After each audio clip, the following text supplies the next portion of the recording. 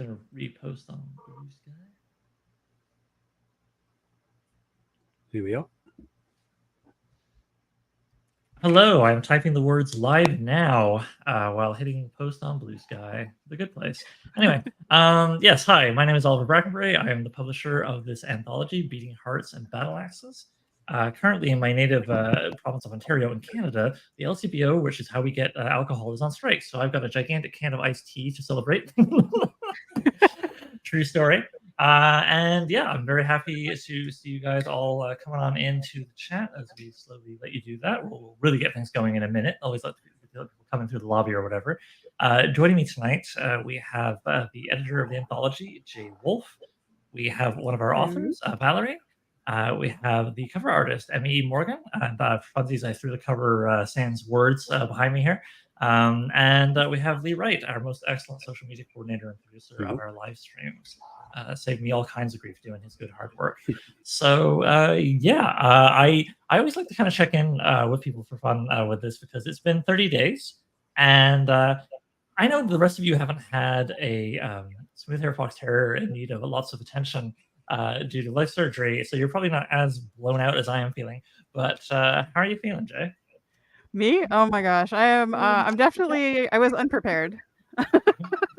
Well, this is your first time doing a crowdfund, if I remember correctly. This was right? my first time backstage, yeah, for sure.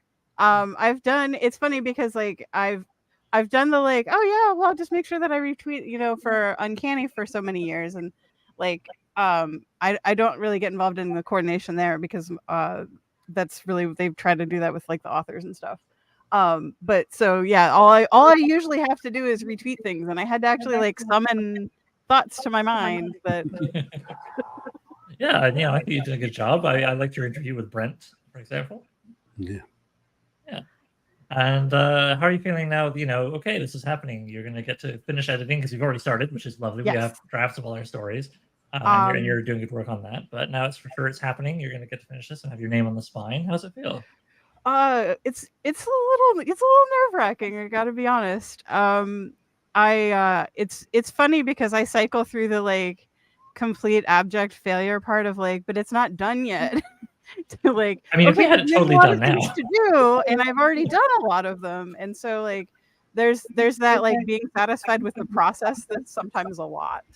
But that's been really a tremendous joy. I have loved working with everybody so far, and it's just been really great to have this thing that was just a conversation we were having that turned into a book. Like, how does that happen? Yeah, and also don't forget you're going to get to have a bit of fun with art direction thanks to us unlocking our stretch goal. Yes, that's going to be an extra challenge. Oh no, trust me, that is fun. It's possibly my favorite thing doing the magazine. I mean, I like words, they're fine, but I really like chatting with an artist and being like, what if you made these words into a pretty picture? What if there was more swords? Yeah. It's really, really a pleasure. And Trevor, he's worked with us before on the issues of NASA. There's a reason we brought him back, not just because he draws the pretty pictures, because he's a pleasure to work with. I'm sure you'll enjoy discovering that for yourself. And Lee, you've enjoyed a month in which this is your first time with us for a crowdfund, doing social media coordination and all that good stuff. And I lost track of how many times I've said to you, I'm usually not this messy, but this dog just like hurling images at you for Twitter and stuff like 5 minutes to when you need them. How are you managing? How are you feeling? It's been intense, but a lot of fun. Yeah, it's great being part of the team. That's the thing that's the best part of it. Is being part of something creative, and there's all these different fragments of creativity from the publisher to the editor to the authors to the artists and the other artists, and then other people participating. It's great. That's why I love it. Yeah, and what you're doing, because I always feel strongly like I know promotion is like a lot of people's like least favorite thing to think about, and I'm some sort of obstinate pervert that gets off on it. But like I really do firmly believe like there is creativity to be had in it, and finding ways to kind of like present each angle and facet of the project as we're going along through the crowdfund and be like, hey, this is cool. Well, why is it cool? Well, here's why it's cool, and here's why you might like it. And it's been fun working with you over the course of this past month, and like sort of sharing what I learned and then seeing what you improvise and figure out yourself, and like it's been really cool. And I'm glad you seem to be not running screaming for the hills, and you said you like to work with us again. So So yeah, I look forward to people building on that and seeing, you know, It's a very good group of people. I'm happy to be here. Yeah, no, folks, surprise, surprise, I was thanking everybody just for like being here to help me do this whole thing. If I had to do it all on my own, my God, you'd just be, you know, this live stream right now would just be me, but with like bags under my eyes going down my chin and just staring like 1,000 yards. You know, it's good to work with good people. Yeah, and I mean, Valerie, you know, you are just an author on the anthology. You know, we don't need those; they don't do anything good. But also, of course, you're the copy editor on New Age Sword and Sorcery, which we're getting close to being done with. I think I owe you 2 or 3 pieces still. Yeah, it's been really wonderful having you on the team as well. And just the sort of day-to-day chat that goes on with all of us, you know, in our little Discord channels, which it's cool because it's Discord. If it was Slack, it'd be too much like office culture. But anyway, like what? Yeah. So I really enjoyed working with y'all, and it's been also kind of fun watching things evolve as like some of the people who were with us at the dawn of the magazine have like moved on to other things, and then new people have come in, and just having it all evolve and having new people fit in, and new dynamics form, and so on. Like, yeah, I really enjoy it. Like Lee, I love collaboration, working in a team, that kind of thing. And so it's been a real pleasure working through this, and it's been reassuring that when I say, as I say, when I've had a short-haired terrier needing so much attention and needing to ruin my sleep so much these last 30 days, that I've been able to lean a little bit on good folk like yourselves, for whom I'm deeply grateful. And of course, I'm very grateful for all you lovely backers and readers and watchers and so oners. We really are appreciating the support you guys have shown us. It's so wonderful that we've unlocked our first stretch goal, giving us that stretch art, giving that full page art that stretches if you really pull the paper, going into the anthology, but also us getting enough backers to unlock bonus stories by myself and Jay. I really, you know, listen, I have a tiny bit of ego. I'm human. I look forward to what people think of my story. I look forward to what they think of Jay's story, as well as the 6 wonderful authors that we have within the anthology. But yeah, it's really fun to be able to get that out there. And you know what? I mean, it's not over, man. You know, we might get the international shipping discount, especially if you all, you know, pledge and tell friends to pledge and so on and so forth. You know, this time in our last crowdfund, I repeatedly was convinced, oh yeah, we've got as much as we're going to get. Yeah, that's it. No, we got all the peanut butter out of the jar. And then that web would make fun of me by screen capping me saying, yeah, we're not going to get more than, you know, number. And then it would be like him screen capping that and then reposting it, quoting like the new number that was bigger than that. And then he would start nesting me repeatedly saying, well, it's not going to be bigger than 8, screen cap. Okay, bigger than 9. Okay, bigger than, you know. So now I'm just trying to like keep my mind open. You know, the universe doesn't owe me anything, but I feel it's not impossible. We might get the shipping discount, and that would be lovely, of course, for everyone in my own Canada and the rest of the world. He'll put some quotation marks because it just sounds goofy. America is not the center of the universe, but it is the center of our where we store our books. So anyway, it's a stronghold of sword and sorcery. So it is a stronghold of sword and sorcery, and also people who like it. So that's good stuff. But we got to spread the good word all over the globe, which we're going to keep working on through what we're doing with New Age Sword and Sorcery, but also Brackenbury Books, the imaginatively named imprint book company, whatever you want to call it, that this book kicks off. This is going to be the first official title, and it feels really exciting. Will our logo still be some kind of silhouette of my dog? We'll see. But that's the rough idea right now.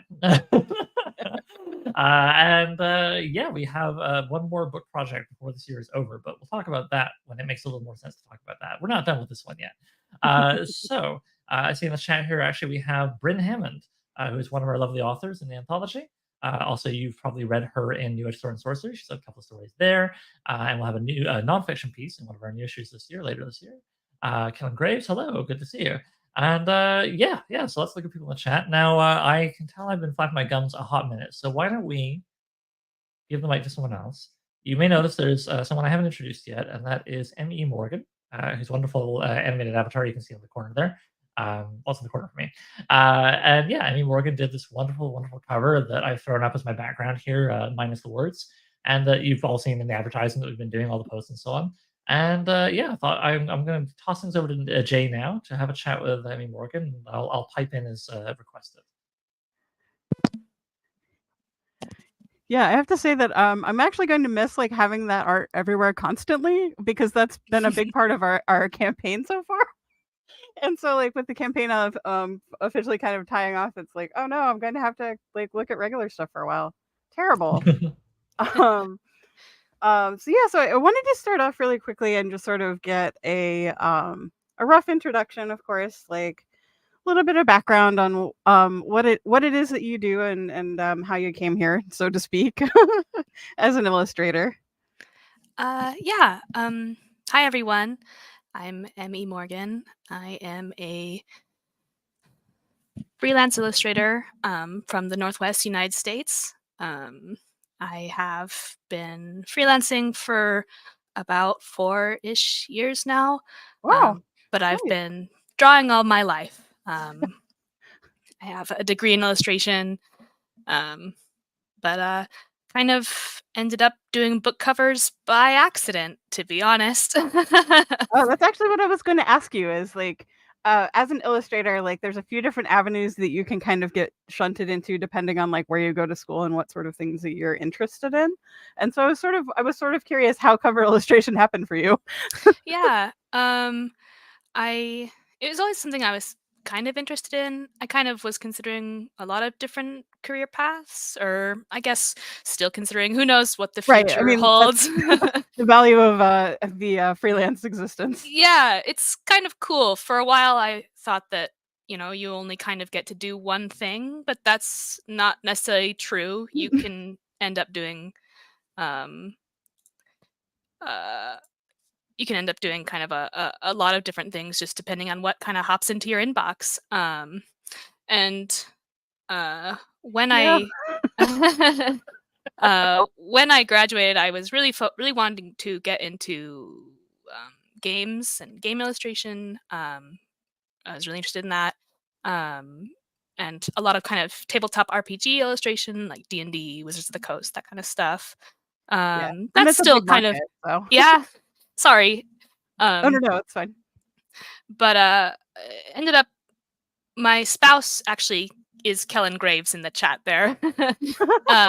But they ended up publishing their debut novel in 2022, and they needed a cover, and I was like, well, sure, I'll do that. And it kind of kicked things off for me, and now I've got about 20-ish book covers under my belt since then. That's so It really awesome. did a lot for me. Yeah. And now we're here. Yes, exactly. Kellen is actually the specific reason that you came to my attention, because I have been reading their books for like the gosh, I guess it feels like longer than 2 years, but I guess it's 2 years. So at least some of those Kindle pages are mine. That's awesome. But yeah, so when you first started doing Kellen's covers, and then was it just sort of like other people like myself popping up in your inbox going like, hey, do you have any time for Oh yeah, exactly. It's just a lot of different folks kind of just popping in, be like, I saw your work from such and such, and then that kind of snowballs once you get more and more covers out there, and now I'm doing that pretty much full time, and that's very cool. I like it a lot. That's It's awesome, awesome. especially when I get to work with folks like you guys. Aw.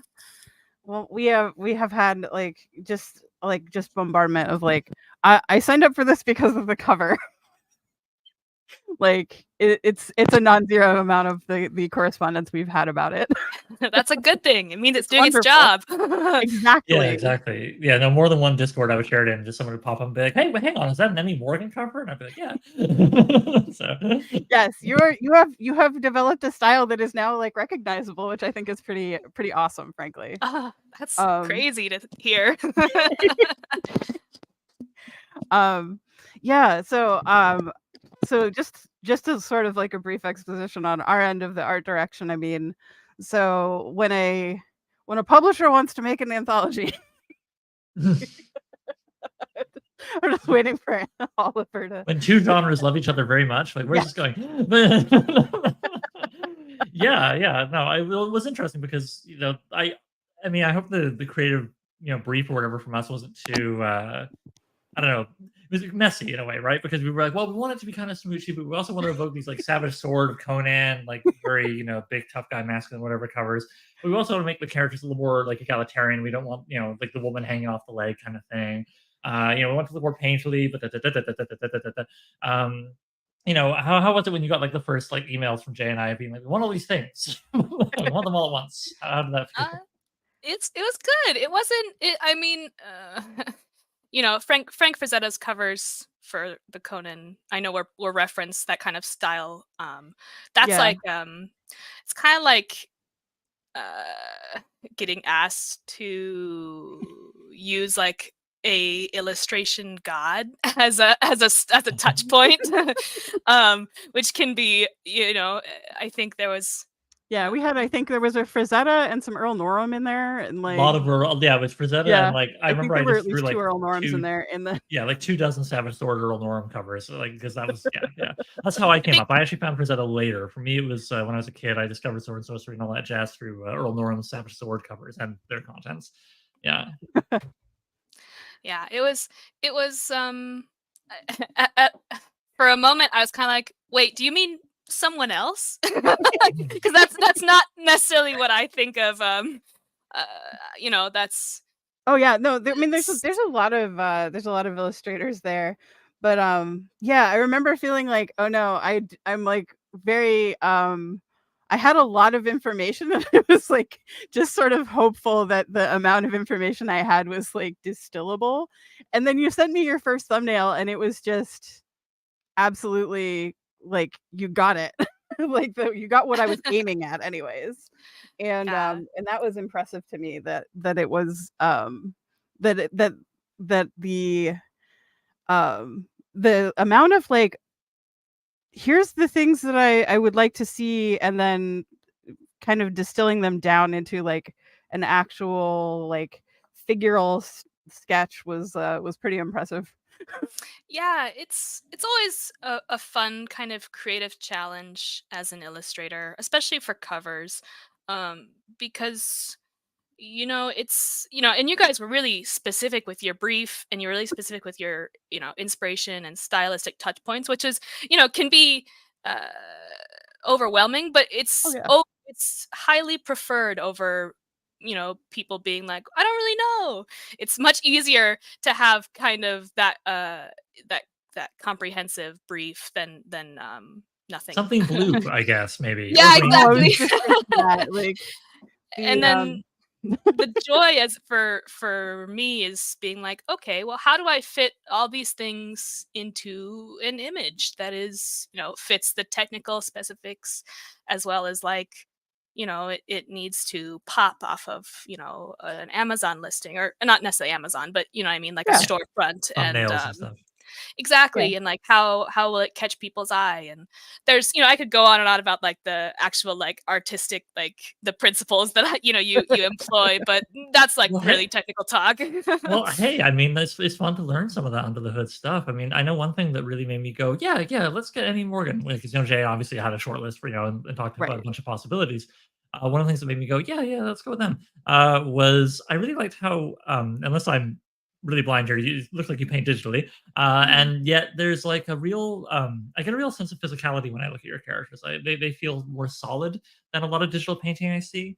And that was very important to me. I really wanted that physicality because this, you know, this is the genre and how, you know, the characters tend to look in it. Is there anything in particular you do to try and give your characters like a solidity, particularly in their musculature and stuff? I think a lot of it, I like painting people. I dabble with like creatures and, you know, develop backgrounds, but I like painting people, and I always have. Um, and you know, one of the things you kind of get hammered into as an artist that likes to paint people is looking at a lot of reference and a lot of people in real life, but also how other artists depict people. And that was actually like, I got a huge reference board as soon as kind of we settled on the brief and everything. I like started collecting references of Frazetta's covers, but also a lot of um, I actually reference a lot of wrestlers for the two main characters, No, because makes you know sense. they have such a physique, but it's Yes. not quite like a bodybuilder. It's very like a solid, like this person can throw people around, Yes. and that's really, I think, um, you know, I think that's definitely key in being able to really make a presence on the page is um, making sure that they, you know, using your references and um, being able to kind of carve out their forms with light and shadow and um, yeah. Yeah, one of the things that really impressed me, especially with the front cover when we got it back, like that first thumbnail, I was like, yeah, that's what we want.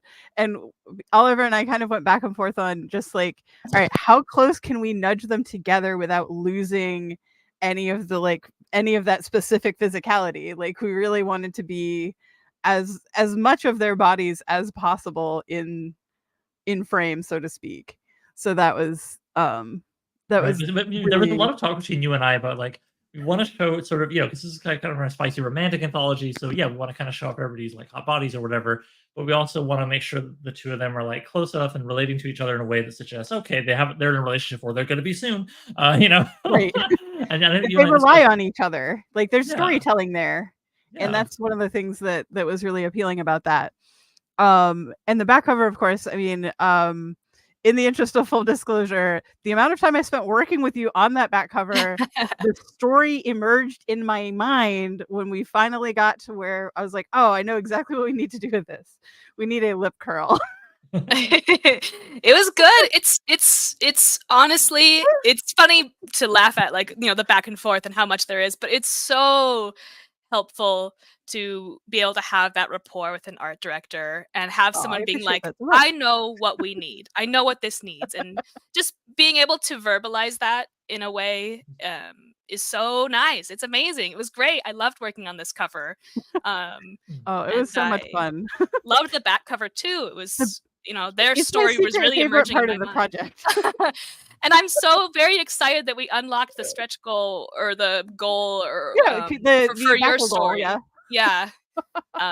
That is going to be so Oh. much fun. That makes me so excited. Yeah, I have it's weird, but I basically my writing process is I find the cover and then I write the rest of it. Or in at least one case I had to paint the cover myself, but that's probably not going to be the norm, I hope. But yeah, I hope you. so a lot of it is just that yeah, anyways, that it the amount of time we spent on like, okay, so how do we get the Ilmet and Lankmar as a meet cute thing? And that was and then it emerged in my mind and I was like, oh no, I have to write this down. And Valerie can vouch for me on that. She had I sent her something and I was like, please ignore this. Literally what it said in the chat, please ignore this. And I'm like, Please do not encourage this behavior. so of course I encouraged it. Jay, I really hope in your story you include like a metatextual moment where the fellow biting his lip has to really think hard and go back and forth in his head a lot about which side of his lip to bite. I remember you and I had like a 10-minute discussion about that, right? Well, It's I'm very gonna have to important. do that now. Yeah, we did have like a 10-minute discussion about that. But it's fun though. Like I make it That's sound like, oh, we had amazing. this grueling job, but like no, it's art direction is super super fun. Oh, it And is. I enjoy having that, like, well, which side of the lip? I mean, it matters. It genuinely did. I felt like, you and I agreed. Like, one side it was Yep. like borderline goofy, the other side it was what we were going for. So, Yes. Yeah, and as soon as it was like, oh yes, all right, it's there. And then yeah. yeah, it was a really wonderful. I had so much fun just being like, all right, so how do we get them to look the right amount of like they can't look scared. They have to look like tense Yeah. but horny. Yeah, and the guy on the left can't look too like he's going to like I don't know beat the other guy up and take the treasure. Remember, there was a point where we almost had a little looking like more like he's going to win, and we're like we want them Yeah. both to win, so to speak. Yeah. So, Yes. yeah. No, there was a lot more. I think of us like you and I really like trying to fine tune what we needed out of that back there, and so thank you, Emmy, for enjoying all those notes. Yeah. Yes, I appreciated so much that you were so receptive to my like, wait, one more thing. It really goes to show how emotive, like how just tweaking something so slightly can change the emotion of a face. It's something I think about a lot while painting, where you imagine a face in your mind and you can nail kind of the landmarks of it, and most people could probably draw one and be like, that's a face. But once you actually start painting it and trying to show emotion on it, you're like, there is so much here. And tweaking just a little bit of it changes the vibe completely. And so it was a good challenge. It was really fun trying to balance all those things. Yes. I wanted to also just say, like, I really appreciated how much invention you were able to accomplish out of that back cover, considering that like in terms of like just real estate, like there's not a lot of space to tell a story there, and you still managed to do that with really us just sort of being like, I don't know, it needs to have this and this and this, and and we had to kind of like figure out like, where is it actually happening? Like I really appreciate that you like really leapt into that and presented us with really just like really solid ideas. Like that was one of the joys of working on this, was that I knew anytime my inbox pinged with your email, I would be getting something back that was going to be really interesting. It was just very enjoyable. I really like what you did with the eye. I mean, all of it, you know, like the eyes of our front cover couple there. Yes. That was one of the things I wanted to call out too, just in general, is like part of that physicality thing is the interaction of the characters. That was one of my like secret qualifications for my art direction list, was like the artists that I was going to seriously consider for this had to be able to do multi-character interaction. It's very easy to do pinups. It's very easy to do cheesecake. I needed someone who could do specifically, these characters are interested in each other. And that was one of the things that really, like, the Kellen Graves covers really drew my attention for that, because that is something that you have magical powers there, in my opinion. Wow, that's a huge compliment. Thank you. Well, it's so vital, because I've seen so many book covers that have like 2 or more characters in the front, and you kind of get the feeling sometimes looking at them like you're looking at one of those movie posters where you know none of the actors were ever in the same room. Like they're almost like photoshopped like in the collage with each other.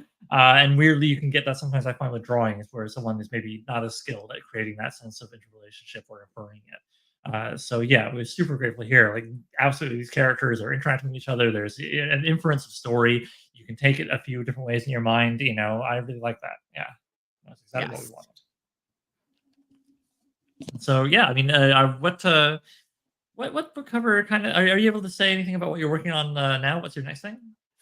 I have a couple covers in the works. I work primarily with a lot of, not primarily, but right now I work with a lot of self-published authors, and it's good. It's I can't say too much, but I am very excited about the projects I have going on, and I feel like they're gonna be some of my, I want to say my best work, but I'm really pleased. I think I've leveled up a lot in the last year or so, and feel, I mean, this cover was a huge challenge for me. This is the most characters I've ever had on a cover. I think it caps out at like 7. I can't count. I think there's Yeah, I guess when you count the Oliver's goons, blocking yeah. all the little. Yeah, I think there's another one that I'm blocking, so I think it's 4, 5, 6, 7, 8. Yeah, 8. Yeah. Which is it was you know, a lot to try and wrangle, and then like a lot of detailed background, and then kind of this blending of 2 scenes too is not something I've done before, and it was, yeah, I just like I cannot say enough times like how masterfully you managed to cut those together in such a way that they absolutely belong together, but they're totally different scenes and scenarios. And that was one of the things that we really wanted, because there are so few stories in the anthology. We really wanted to be able to have the cover like do a fair amount of its own storytelling. Like we didn't want to highlight like 1 out of 6 stories and make that the cover story, because that didn't really seem fair. It was much easier to be like, let's take these other, like we have this one character, why don't we like add another character in there? And then we came up with the back cover idea, was just sort of like, oh, wouldn't it be funny if Well, it's a mixture of, you and I talking about good old fashioned Grey Mouser, and like, what if we had a gay version of that sort of going on in the background, although not so direct that it's, one of them looks like each of those characters. There's sort of 2 Grey Mousers, I guess, if you want to argue about that. But yeah, we have our front cover barbarian fellow there is sort of, you know, Emmy Morgan's interpretation of a character that I had commissioned for our first issue of the magazine. So I thought, well, it's our first book. It'd be kind of cool to have, you know, that debut character like come back. And then, yeah, it was just, for me at least, it was this basic idea of saying, yeah, you say, Jay, it would have been kind of weird to just pick 2 stories and say, sorry to the other 4 authors. Like, how would we do that? I don't it know. just didn't really, it didn't seem right. So better to just try to convey the general vibe of this whole thing of like action, story, and sorcery, but also relationships and spicy stuff. And so, okay, let's have like the broad categories of, you know, barbarian warrior types. You know, we tried to make sort of the woman seem like more like a civilized character, try and get like the undercurrent of civilization and barbarism in there just a smidge.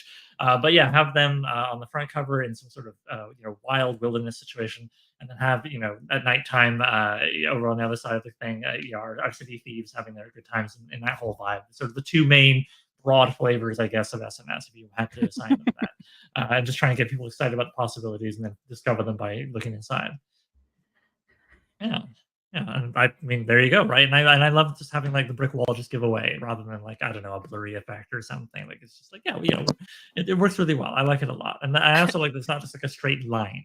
You know, we have that curve at the top of the wall, so like one cover is kind of like leaking into the back, and like, yeah. Anyway, I'm just babbling about like things I like. But anyway, I'm certainly not going to stop you. Yeah, I know people hate it when you tell them they did a great job. So. The blurry effect was on the table for a second. I was like, well, maybe we can do some sort of thing there. But Yeah, then no, I thought you did that really cleverly. I just realize now what it makes me think of. It makes me think a little bit of theater. Like, it makes me think of like, you know, the brick wall is like what looks like a big sliding background that like we're moving from one scene to the next. Yeah. And the actors are sliding over. Like a transition from, like, I was also thinking like transitions from movies too, and kind of how scenes will blend into each other. But yeah. Yeah, it has very good staging. I really appreciated that. Yeah. I was gonna also probe at, so like so you do primarily digital work, at least for like your cover art and stuff. Do you do any traditional work at all, or is it all digital? Most of my illustration is digital, but I really love the tactile feel of pen and ink, and so I end up doing a lot of pen and ink sketches, and I'll do, for Kellen's books, I'll do ink drawings in the inside cover of those, and people can order them from our Etsy store, and that really helps scratch the kind of traditional itch, just because I doing full illustrations like with acrylic or oil is not something I really have the space for. But I did a lot of oil paintings in college and such, and that is something I love, but just not something I can do right now. As a person who also lives in a very tiny apartment with all of my art materials, I hear you. Like, oh, it's very space demanding, and Yes. And especially if you're in oils, because you have to sprawl. Yeah, and then you also have to figure out the ventilation, because oils specifically have so much chemical mixing medium and stuff like that. Hard to use them without being able to open all your windows. And I do not want to open all my windows. It is way too hot right now. Same hat. Other coast, same hat. Yeah, I was just curious about that, because I know that a lot of illustrators, especially like people who are on sort of like the fantasy pipeline, a lot of trad media kind of ends up there. And I was really curious about that, because you have, and that might be part of what Oliver was tapping into about the physicality, is just sort of like you have techniques that definitely translate, which is very cool. I wanted to kind of know too, like, how did you end up in fantasy specifically? Like, was that always part of the plan, or is that something that sort of emerged as you got into illustration? Oh, that's definitely always been part of the plan. I have, I'll post it. I think I have a couple posts on my social media, but I have a notebook of drawings from when I was 12, 11. Nice. And it is all dragons, fairies, princesses. I think there's one prince in there. But there's mermaids. That's always, I was a voracious reader as a child, so much so that I didn't interact with my peers very much because I read all the time. And This that is was relatable. that was it. I think I basically exclusively read fantasy novels as a kid, and that's definitely carried on into adulthood. I don't quite have as much time to read anymore, but I do make Right. up for it by illustrating so many awesome covers for fantasy books. It counts. You have to get at least as much reading in to do the brief. Yeah, exactly. I always feel lucky when I get a chance to like read through an author's first couple pages, or if I get like a really in-depth kind of brief. I'm like, oh yeah, this counts as reading. Can I put this on my Goodreads? No, Yeah, but I yeah. can count it in my head. What were Was some there of a, the? Oh, sorry. I was gonna say, what were some of the books that were hugely impactful on you when you were there's growing where I up? was going. Yeah, I can't think of the author's name right now. Give me a second. I know it's I believe Gail Carson Levine. I think she also Awesome. I think she wrote Ella Enchanted, yeah.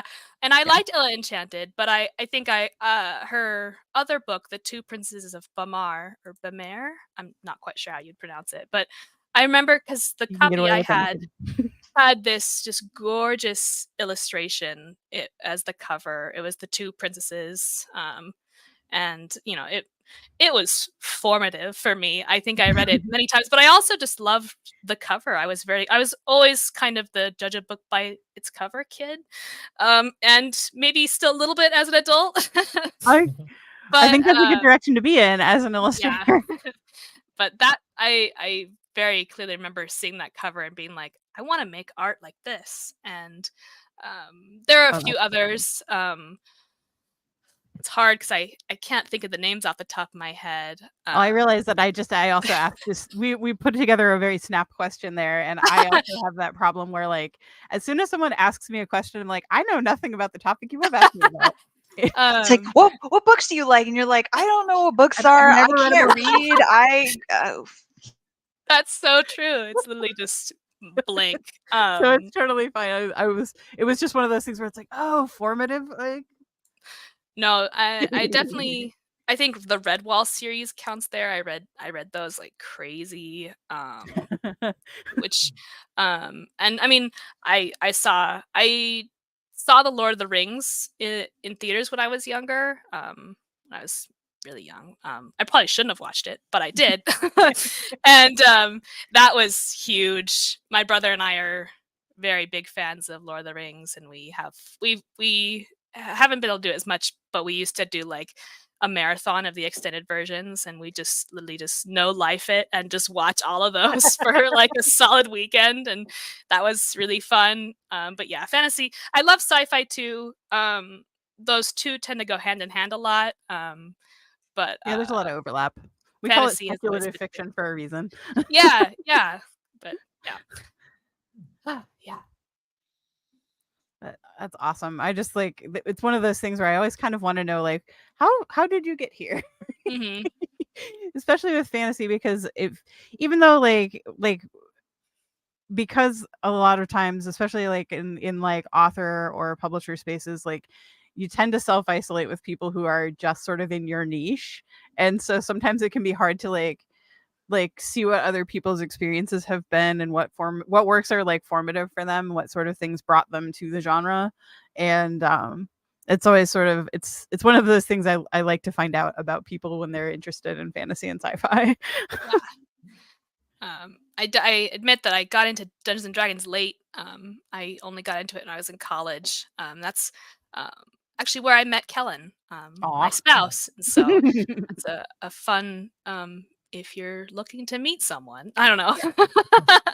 Dungeons and Dragons. I know multiple couples that are Dungeons and Dragons based. But then that kind of opened me up to the whole world of like fantasy tabletop, and that's been very fun too. Awesome.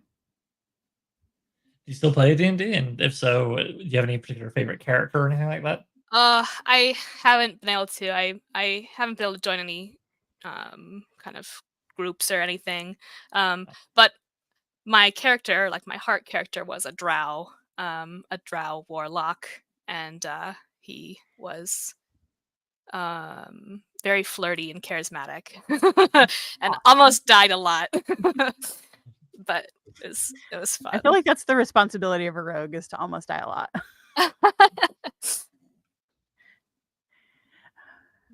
Alrighty, let me see what else I have on my list here. I might have actually hit everything.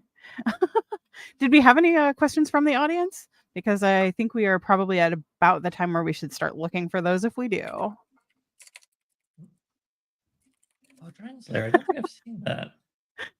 Oh boy. Oh my gosh, what's his name from Ally McBeal? Oh, Peter.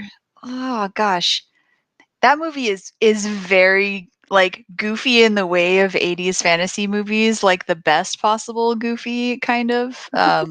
So I have a lot of love for that film as well. So high five on that one. Yes. 80. I have. It was Well, such an definitely- era, like Labyrinth and like, you know, Yeah. the Dark Crystal and all that stuff. So sorry. Yeah, Yeah, what were you that's saying? fine. Oh, I that's was fine. gonna say- Caliber.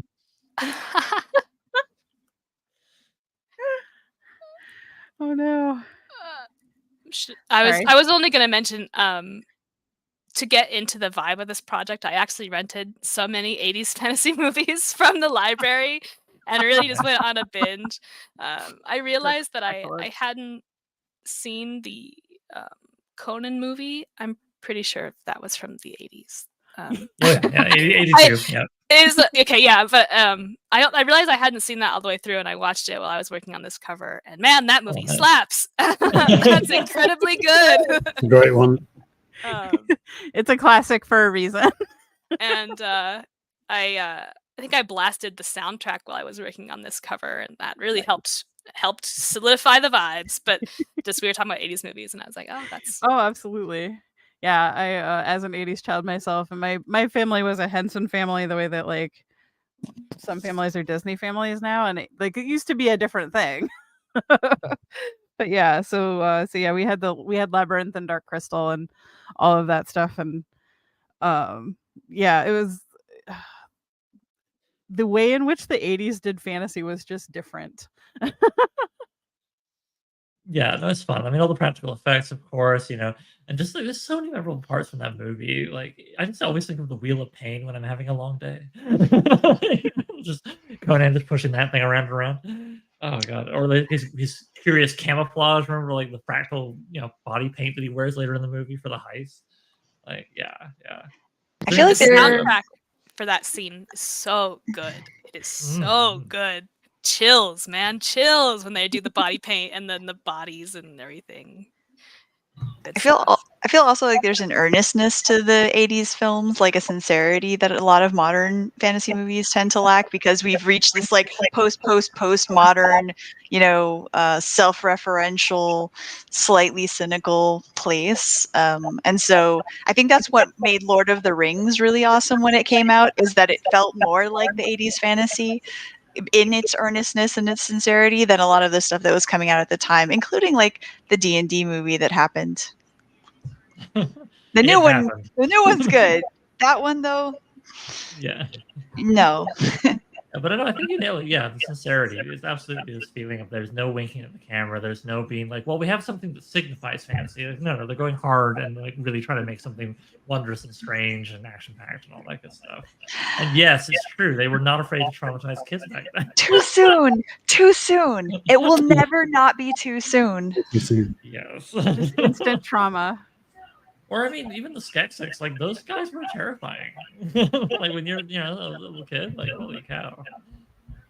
Or the experience in Labyrinth of her going through that like junk pile and just accumulating stuff, getting just piled on her, like emotional damage. That was rough. That was rough stuff. And I also like to think of like Return to Oz. What a mess of a film that was. Holy crap. Several times in Return to Oz is reference. horrifying, but fantastic. It's amazing. The Hall of Heads, the Wheelers, the framing narrative of her being in a mental institution. Like, Yeah. what? There was a Really lot dark going You'd on. never get that today. Not so Or much. Tim, remember Tim Curry's Devil and Legend? Like that one. Yeah. Really Tim Curry weird is and intimidating. great. Oh yeah. I Oh, saw man. some screen caps from Legend and immediately was like, I gotta watch this film, but my library didn't have it. I actually had to do the Oh. whole like old school like request and like fill out like, will you buy this for me so I can rent it? Bless you for doing that, though. So many Yeah. people don't know they can, and librarians love it. Like when you do that, librarians are like, "Thank you for making a decision for me. Now I can just do this thing." And it's because you told me to do it. So now I have an excuse. Yeah, now we don't have I to made guess that what you librarian's want. day. Oh, well, yeah, I hope you really enjoy it. That one stuck for me, I'll just say that, yeah. It's because I think I've actually seen the devil character, you know, all over online before, and I didn't ever realize it was from that film. And so I was like, "Oh, this is gonna be good." Oh Ooh, yeah, yeah, the yeah, Black Cauldron, also very terrifying. I saw that long before I read the, Lloyd Alexander books it was based on. yeah. Those are touchstone books for me for sure. The Lloyd Alexander ones. Um, that was one of those things where I actually recently revisited them, and I was surprised at how well they held up. Yeah, Actually, yeah, no, like same here, actually, I for reread them like last a year. chosen one boy story, it's not very chosen one-y at first. It's very Taryn is an idiot, Yeah. which is sort of refreshing. Um, oh, I Actually, had a thought in that the makes me moment. think, was animation ever something that you felt influenced your art, Morgan? Uh, yeah, I think so. I watched the Disney movies as a kid. I think the very first movie I ever saw was when I was, you know, just a baby, and I think it was The Little Mermaid. Um, and I was surprisingly quiet throughout the whole film. But yeah, I did really I enjoyed those movies as a kid, and I saw that there was an animated Hobbit mention in the chat, and I think I watched that, and it was an experience, but I think I liked it. That was my avenue into Lord of the Rings as a kid, because Yeah. they used to play that one on like Cartoon Network probably like once a year, and it would be like a weekend event. They would usually pair it with the Return of the King, Lord of the Rings film that they did as well as The Hobbit. And it was always sort of confusing because like there's a whole bunch of information that's just not there, and that is actually what pushed me to go find the books. But yeah, that's one of those classics that I always wonder like how it reads to someone like I gather that you are slightly younger than the rest of us, so in any case, um this has been really delightful. I've appreciated it so much. Is there anything else you want to share with us for the chat, or just something that you might want to promote in the meantime? No, no, this was really fun. I appreciate you guys having me on. Absolutely. Thank you so much for joining us. It was really lovely. Yeah, Yeah, and I thank you so am. much for doing our lovely cover. Yeah, Yes. it's amazing. If nothing else, hopefully more people will hire you to make awesome covers because they're awesome. Thank you very much. Hopefully, yeah, and maybe if you guys need a cover for volume 2. Or other books, where this is the fun part, right? This is only, the first book to come. So, yeah. Exactly. Yes. But Yes, this is it was a definitely pleasure. not the end of the road by any means. So I appreciate it so much that you were able to be with us tonight. It's been a long slog, and it's nice to have like multiple people to distribute the goodness of a project like this around. I remain grateful that you were even kind of interested in this, 'cause I realized that I had a really tall ask, and you went above and beyond. It was really wonderful. Fantastic. Thank you so much. It was a great challenge, and congratulations on the Thank successful you. campaign. It's Yeah, like, let's been let's awesome not to take it watch for it all. granted. Yeah. But yeah, again, thank you all for having me. Excellent. Thank you so much. Good night. Have a good night. Yeah, you guys too. Jay, I can't remember what it was because I'm a tired, dumb baby, but you said, you and Val chatted about something that you may We had wanna chatted about a few different ideas for sort of a wrap up for the campaign.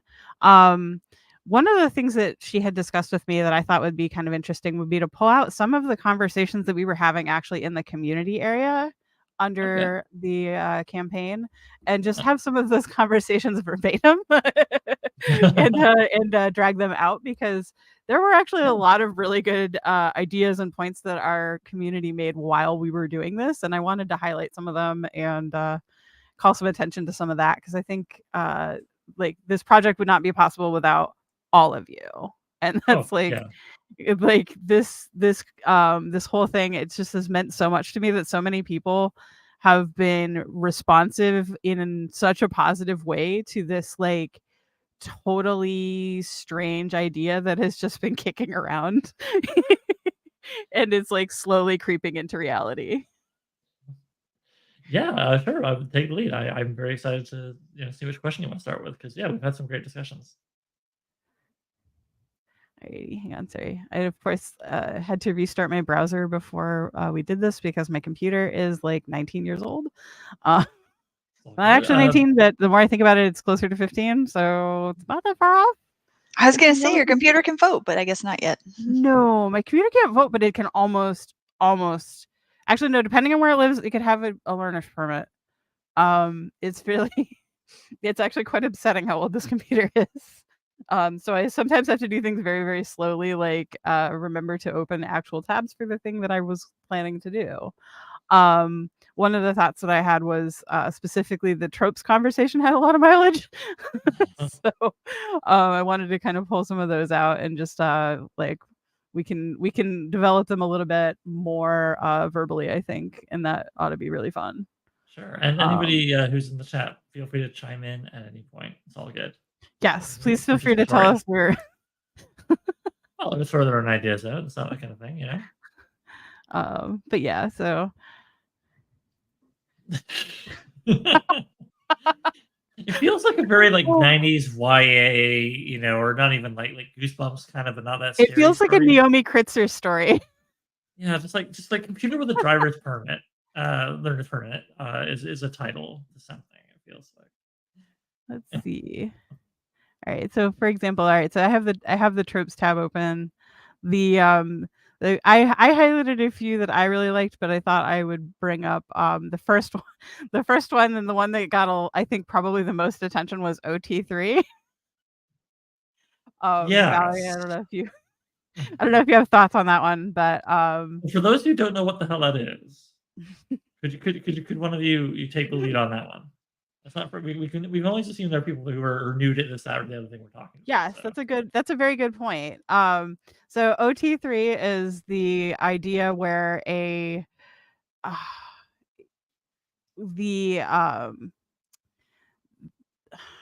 well, it rips off of one true pairing.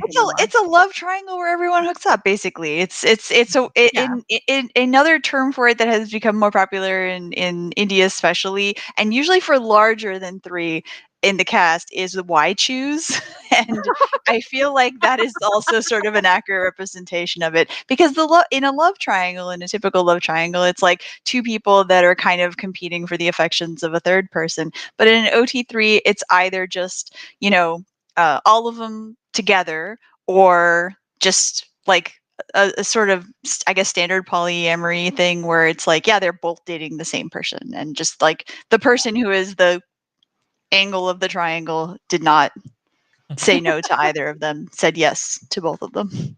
Why not both? Hence the use of why choose, I guess. Hence the use of why choose, because it's basically, and I've seen why choose stories that again are like not 3 people, but 4 people, 5 people. Like you'll just keep going, and sometimes it's a full series where they just keep adding people, and Eventually, again, have a soccer team. Why choose?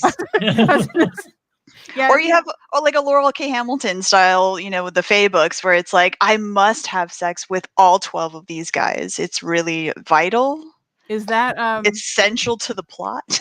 Is that in the same? Would you call that the same category as like the sex pollen situation that I have unfortunately had to advertise in mine? I feel like your sex pollen thing, in a way, is much more tame because it's just 2 people. So instead of having I feel like Laurel K. Hamilton perhaps is more like a reverse harem situation, because in a typical harem, it's a male character with a large female cast, and Laurel K. Hamilton's a female character with a large male cast of the reverse hookups. harem. Yes, that's yeah. So Yeah, you have two we're hands. getting There's ahead no of advantage. Oliver with all this lingo. Sorry, too many lingos. We got to slow down. We have it's to all good. explain our First of all, terminology here. shout out to Philip for mentioning Savages, great movie that has a kind of an OT3 situation that's just like already established at the beginning, and it's kind of fun following them through like a drug cartel kind of story. But yeah, so what's fun is watching people who like know more about, I guess, like the romantic lingo get rolling as we just had there, and I. So they're not space pollen, sex pollen. Sorry, yes, of course. I mean, I can infer. Oh, I have an imagination, but So, yeah. Well, let's- it's let's- not let's- always pollen. yeah, that's the thing about that trope, is it's like it's got such a specific name and it actually means a lot of different things. It's Mhm. more or less like aphrodisiac, but Mhm. aphrodisiac doesn't have the same like kind of like snarky quality. Yeah. Like sex pollen is meant to be a little bit snarky because it derives originally from a habit. I want to say actually goes all the way back to like OG Star Trek, like Xerox copy fanfic, where either like you might have a planet where there's something causing people to be sexy, or there's other elements going on. Hence that it's a little more environmental and random and less like aphrodisiac kind of implies I think in my mind like a little bit of a relationship in a way that like the more snarky tropey term does not. Yeah, there's an intentionality to aphrodisiac that is absent with sex pollen, which is typically, like Jay said, an environmental trigger, an accident, a happenstance, a random thing. And I feel like there's a lot of fanfic, especially that you would call PWP, which can stand for either porn without plot or plot. What plot? Yeah. And either way, a lot of times people use that kind of framing to simply write the sort of physical romantic relationship stuff. And I say romantic relationship, what a euphemism. That's not Yes. to we're- write people We're speaking getting about a it lot of on. different types of relationships when we say Yes. romantic relationship here. Correct. Yeah, that is even sort of a misused term on my part, but like it is fine. it's a narrative convenience is essentially what it is it allows you to bypass the setup of a romantic relationship and just go right into the The hanky panky. the hanky No, panky. if I can rewind it to OT3, it does occur to me something kind of funny there when we have the inevitable discussions of like, what is sword and sorcery? Sometimes people get very pedantic about the amount of protagonists, and there'll be a lot of like, yeah, it's got to be like one person, sometimes a duo, when they like remember Fafnir and Greymaster, or the Moonglum hangs out with Elric a lot. And I just think it's kind of funny to think about it that way. It's like, well, 3 people, I don't know. It's kind of a lot for sword and sorcery, and then here we are talking about like sword and sorcery and the romantic spicy stuff, merging. And then OT3, is that still sword and sorcery? Like, yeah, sure, why not? But I just like the idea of someone being like, I don't know, it's too many people doing it. For it to be If SNS. we're allowed to do any kind of teasers for this, there is one OT3 in this antho. Yes. I'm yes. not gonna say who it is just yet, but it's there. It's there, Well, baby. I will also go to bat for like a cast of characters, specifically Conan the Adventurer, the cartoon that was my introduction to Conan, the character, because I was still too young to watch Conan the Barbarian, the film, because my mother was a little more aggressive about policing what I was allowed to watch as a child. But I did watch Conan the Adventurer, loved the hell out of that, and that was definitely an ensemble cast situation. So I feel like sometimes sword and sorcery does the thing. I was listening to you, but I did not know this about the Ator film. That is some interesting information. Somebody watched the first Star Wars movie and stopped, and then just carried it forward in their head into SMS or something. Well, I mean, Beastmaster. Yeah. Oh, Beastmaster. Oh yeah. Philip's bringing it up here. You know what? I don't know if it's shameful, but I have to confess I've never seen Beastmaster. Not even the show? Not the show neither? None of it. Which is funny because I gather it used to be on TV so much that some people who are a little older than me would say that HBO used to stand for "Hey, Beastmaster's on," because apparently it was just like on HBO every like 5 minutes.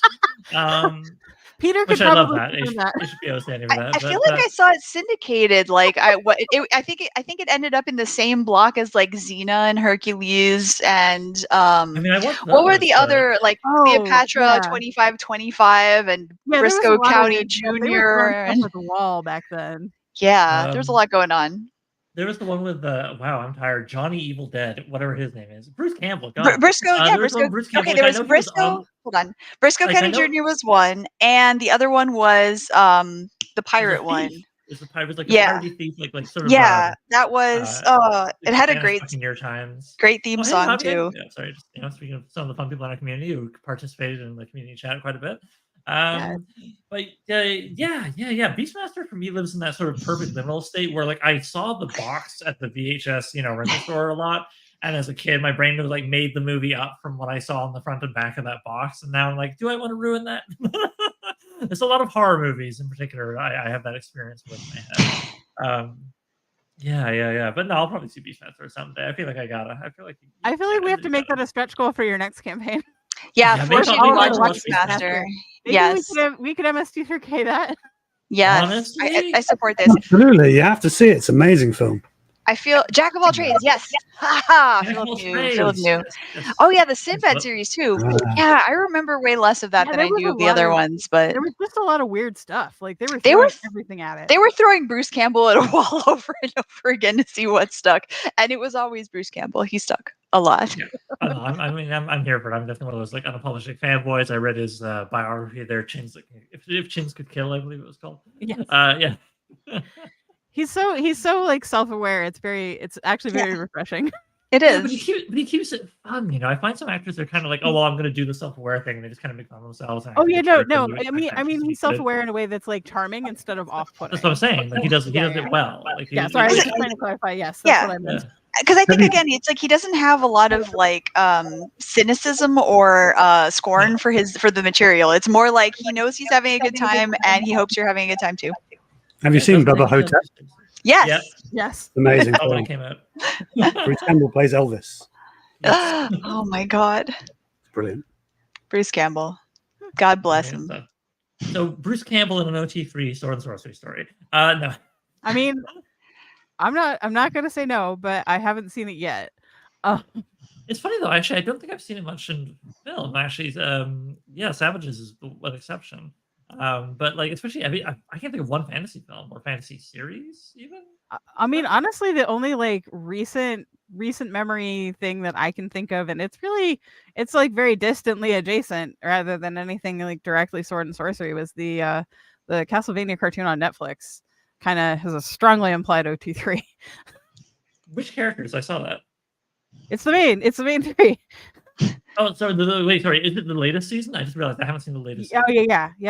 Pardon me. Then The end of the original run of Castlevania. Oh man, awesome. But yeah. So I'm gonna just skim through and see if I can pick out a couple other ones that I thought were just like really cool / conversation starters.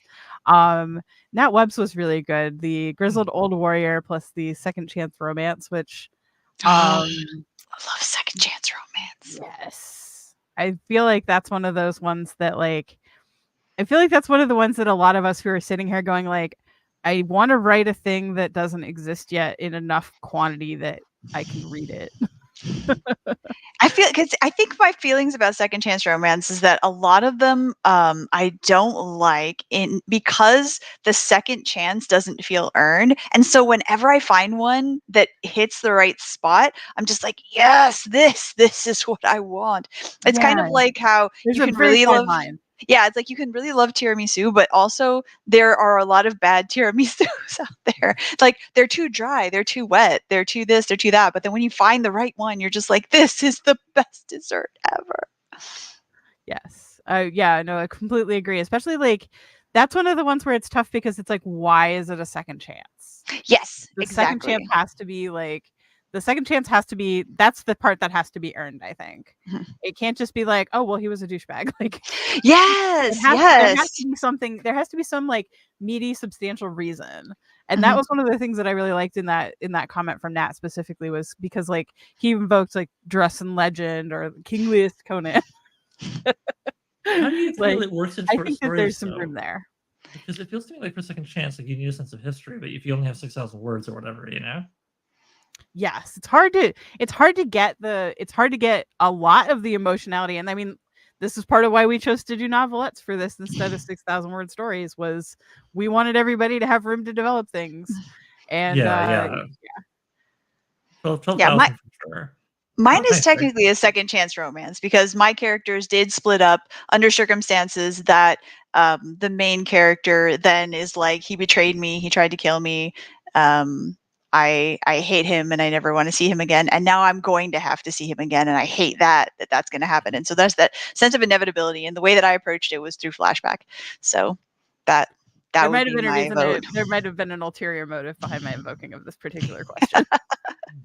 Yeah, it's just something that, like I said, I feel like there are a few answers to that question of why is it okay for them to get back together, that, you know, why did they separate in the first place? And if you can't answer those questions satisfactorily, then the story does kind of fall apart, I think, because there are a lot of people that separate for a good reason, honestly. Yeah. And so unless you address that reason in some satisfying way, then it doesn't work. I do like it when the separation, I'd say was for good reason. Like they should have separated, but then they've changed in the intervening years. I find that a lot better than like, oh, well, there was a misunderstanding. Oh, it turned out actually, you know, you thought blah blah blah, but it turned out Billy had a red hat on, whatever. And so it's just like the idea that just for like 5-10 years, whatever it's been in the interim, that like they just both had an incorrect idea of reality, and that's why the oopsie doodle, like a Seinfeld misunderstanding, is not as satisfying. Yeah, I can like those, and like, again, it has to make sense though, and I think that selling those is harder than other alternatives. So yeah, I feel like in the same way that so many tropes can just be deeply unsatisfying if they're poorly executed, I think that you've hit on one that, like, yes, and that, because that goes for a lot of misunderstandings in fiction, right? Like any kind of plot point that hinges on a misunderstanding, you have to really, really nail it correctly. Otherwise, it definitely feels contrived and, you know, like a plot convenience where so many times it'll be just like, if you had just extended that conversation by 1 line or 3 extra seconds, then the whole thing would have fallen apart, you know? So absolutely. It's like when people have to be really dumb or oblivious to make a story work. You know? Sorry, Jacob. This comment, I'm going to call it out here. I'll be honest, I wasn't sure about the romance thing, but you sold me, and it's such a cool way to tell SNS tales. Thank you very much. I really like, this was a thing. Like, again, we bounced this around. Like, is this a thing? Do you think we can do this? Like, it lived in our inboxes for a long time as just sort of a back and forth spitball that eventually gained enough mass that we had to throw it at the wall. Well, and there was a lot of like rotating a dial essentially, because we were like, well, I don't want to do Harlequin hard R super structured romance, but we got to do something that's a little different than just like, well, this is just an SMS story that happens to have a love interest, you know? Right. We had to have two convergent things that still came together and made something satisfying at the end. And I think that going into it, I feel very strongly like we've landed on like the right mix, at least for the first Antho, is just sort of like that the romance is essential to the story, but so is the action and adventure and chaos that goes with a sword and sorcery tale. And that's, well, I mean, remember when you and I were chatting with Madeline Loves Books there on our BookTube interview a while back? You know, she was saying like, "Oh, I love the idea of what you're doing because like Madeline, love romantasy, but there's never enough like action, kind of going on. They'll just like allude to a sword fight or whatever the heck, and also the fact that like romantasy, at least as Madeline put it to us, tends to lean more towards like establishment characters, as it were, you know, royalty, etc., nobles, whatever. And like for me, part of the fun of SNS is always, you know, largely speaking, there's exceptions to every broad comment, outsiders, grotty, you know, characters who are kind of a mess or whatever, and then we can, you know, tell some romantasy type tales with those different characters. That's really important to me. I really like that, and exactly as you say, like we have to have both. We have to have both in this fusion. Otherwise, you know. And I feel like we've got that going on with our stories. I really hope. I know it sounds funny because I'm the publisher, so like I decide, don't I? But you know, there's a lot of folks. I'll just say there's a lot of vectors that make it a good idea or a bad idea to do more of something. And right now I'm Right. feeling like, yeah, I kind of want to do, yeah, I think I kind of want to do a volume 2. But the more we sell, the more odds that we will actually do that. So again, tell your friends, get your dog to buy a Yes. copy. And it's only because I think it was, what was it, was it this week even? I'm so fried. Maybe it was Monday. I think before I went to bed, I couldn't help myself. I went into my design software and I just made a mock-up using a couple of Yeah.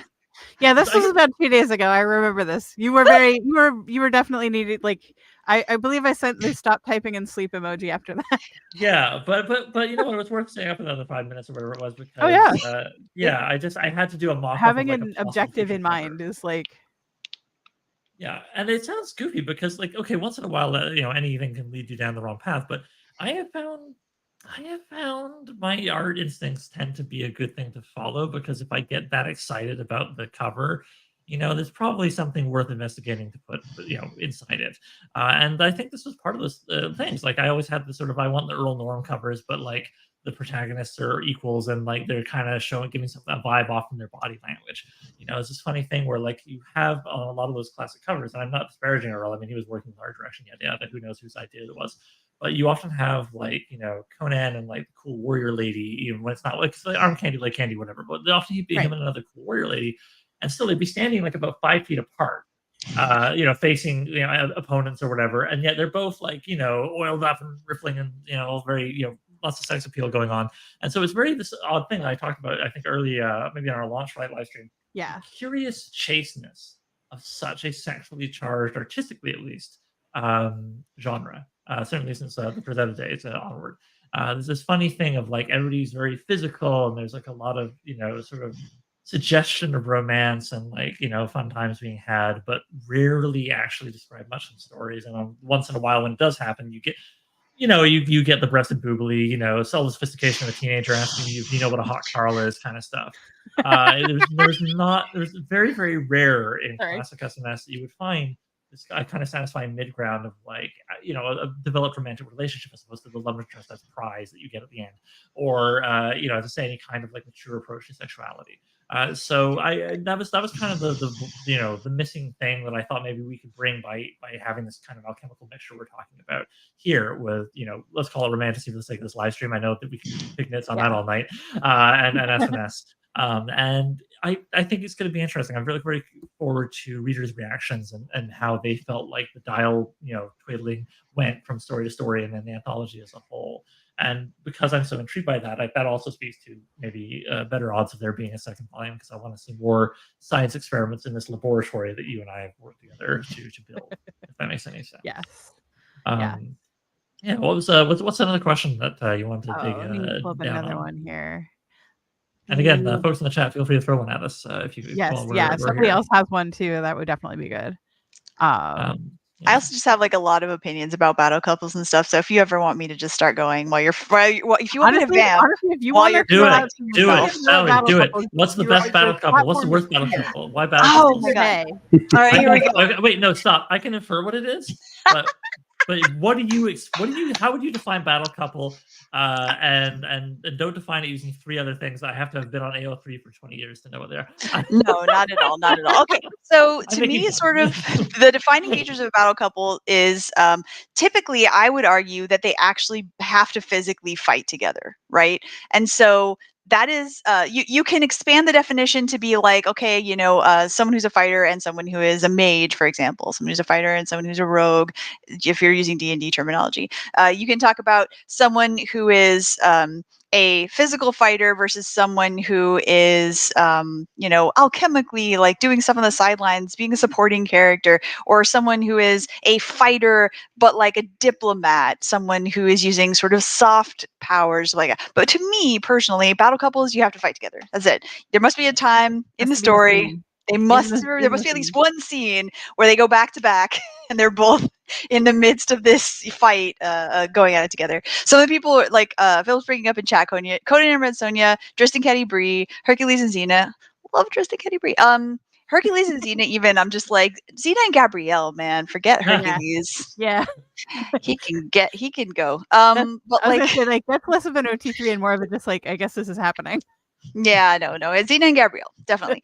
And so, like, to me, that is one of the most fundamental aspects of Battle Couple. Whether there is a difference in terms of their fighting styles, fighting prowess, whatever, they still have to fight together at some point.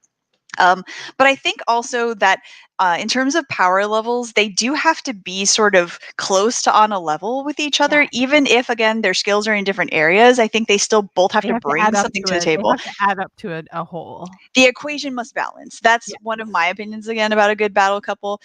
There are battle couples where that doesn't happen. And I think often in romantasy, what you will tend to see is a more of an alpha male character, and I will softly call it the omega female character. We're not going to get into ABO dynamics because it's a whole other conversation. Oliver is going to just faint. No, Oliver's like, I don't faint, but just not faint, but just have question marks floating above my head like in the cartoon. Like then we start ABO, explaining like, it, and you're like, yeah, kill the mic. No, but basically you have a very macho male character and a very soft-powered female character, and typically the macho male character does a lot of defense of the female character who is constantly imperiled for various reasons, typically because her soft power puts her in a position where she has to be defended repeatedly over and over again. She gets kidnapped and has to be rescued. She gets attacked and has to be, whatever. A lot of these terms that I haven't heard before describe things I'm incredibly familiar with. Like, this is kind of what I was describing. It's a correct. But for me, a battle couple, that doesn't happen. To me, again, they both are basically on a level, even if the ways that they approach the battle aspect of it are different. And I'm trying to think of like what else in terms of makes a good battle couple. I think they have to be committed to each other, whether they are like polyamorous in an open relationship kind of thing, but they do still have to be in their relationship committed to each other very strongly, very powerfully. Luke Skywalker and Mara Jade, I never shipped that, to be honest with you. They made it work. I'm not saying they didn't, but I definitely was not on that. Initially, I was very much like... Were you an anti-Val? I wasn't, not an, no, I just like, and I get why Luke and Mara make sense, like, structurally speaking, because they are bitter sworn enemies. She was the shadow, the Emperor's hand, and all that stuff. And so, like, I get it. I understand. I definitely read the books where she was with Lando Calrissian, and I shipped that instead. That was my ship. I actually really like that one myself, and that one is kind of I think that's kind of a like levels of sinister kind of thing. The Talon card stuff, like, no, like I definitely like they're both troublemakers in my opinion. Yes, and I wanted her to escape the orbit of her past in a way that Luke does not allow her to, and so like I'm just getting into Star Wars opinions. I'm sorry. Battle couples. Anyway, I wanted to throw out really quickly Carl, one of our MVPs. Threw in, I like a perversely vanilla, strong and long-term relationship that deals with the highs and lows.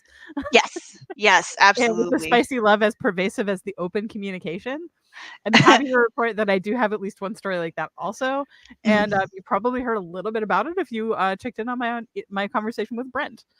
Yeah, I never got Han and Leia, Philip. I feel that because I think theirs was a whirlwind romance, and I think that the way that it played out ultimately in the movies with them separating actually did make sense to me, because I do kind of feel like that they were so divorced. Yeah, it felt like that is what would happen. I love a couple that's extremely divorced. Like, it felt natural to me that would happen. It made sense that they would not stick together. Yeah, no, I think he's too slithery outy, like Howl from Howl's Moving Castle style. Like he at least is a guy that will commit when you get him pinned down. But like Han, I don't think was. No, I didn't see that happening to him. Jay, speaking of like relationships in SNS, while you've been editing so far, and obviously I'm not asking you to call anybody out, but while you've been editing so far, have you had any moment where you felt like the romance has been at war with the SNS element, or vice versa, and you've had to kind of choose? I could only hear some of that because sorry, let me speak a little better into my microphone here.